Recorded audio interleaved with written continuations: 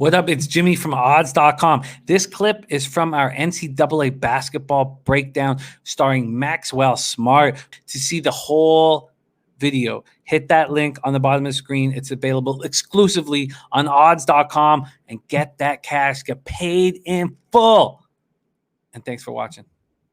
We move on to the third game, also 1 p.m. Eastern, Evansville Purple Aces versus Prairie View A&M Panthers.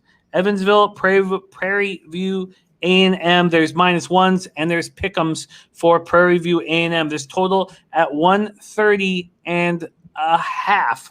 This is the Wade Houston Tipoff Classic in Louisville, Kentucky, and both Evansville and Prairie View A&M have started out their seasons with a loss. Maxwell Smart, 1 p.m. Eastern, Friday, November 27th action. Take it away, my man. Yeah, listen, with Prairie View A&M, this is a team that lost Devontae Patterson, amongst other pieces, from a very good squad last year.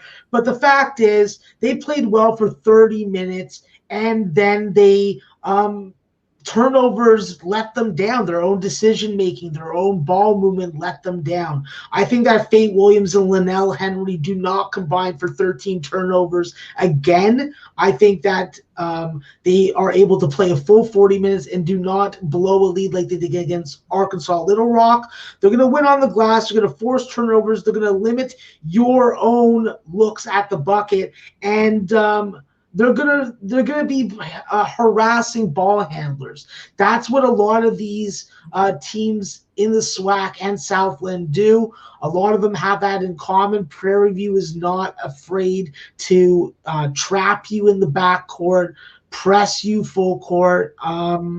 This is a team that definitely has a whole bunch of new pieces. They always go the JUCO ranks, but that's how they develop their stars. So I think that Prairie View is in a perfect situation against an Evansville team without Sam Cunliffe, without DeAndre Williams. They just got slaughtered by Louisville. I do think that they have a little bit more ease scoring the basketball against a non-pack line defense team, but then Prairie View presents a whole bunch of different defensive problems. So this is not a good Evansville team, in my opinion, and by my model and by my power ratings. And I think that Prairie View should have been closer to a 4.5 to maybe 5-point favorite in this game. So I think you know where I'm going, Jim. I'm going with Prairie View. I'm taking them either on the money line if you can get better juice, but I already bet -1. We have a nice situation available for you at Fox Bet right now. Again, we're taking the odds from the licensed American books on the odds.com odds page. We have -1.5 at +105.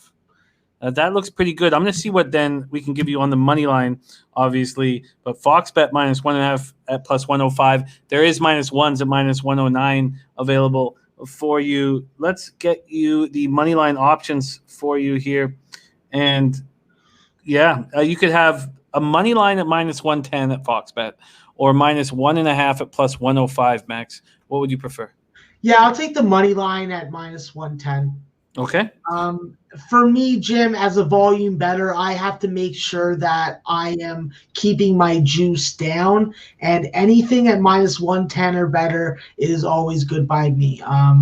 I won't fret about a couple bucks here, but over the long run, I got to be conscious of it. We've looked at 3 games so far on the card, Max, and we've not moved on totals. Is there a comfort level on sides over totals at this point in the year? It's not really at this point. I feel like it's all about the number. If I can get a number that rivals and has at least 2.5 points of value, then I'd be interested in getting on it. What I've noticed and what a lot of people have noticed, and I've told people, is Ken Palm lines are usually a point or two off Vegas openers, and that is especially true when it comes to totals. So being ahead of the lines gives you the opportunity to have your number, see what gets posted, and then you automatically know what you're going to do. You're not waiting to see if it gets steamed. You're not waiting to see what other people are doing. You're trusting your numbers and you're trusting your cap.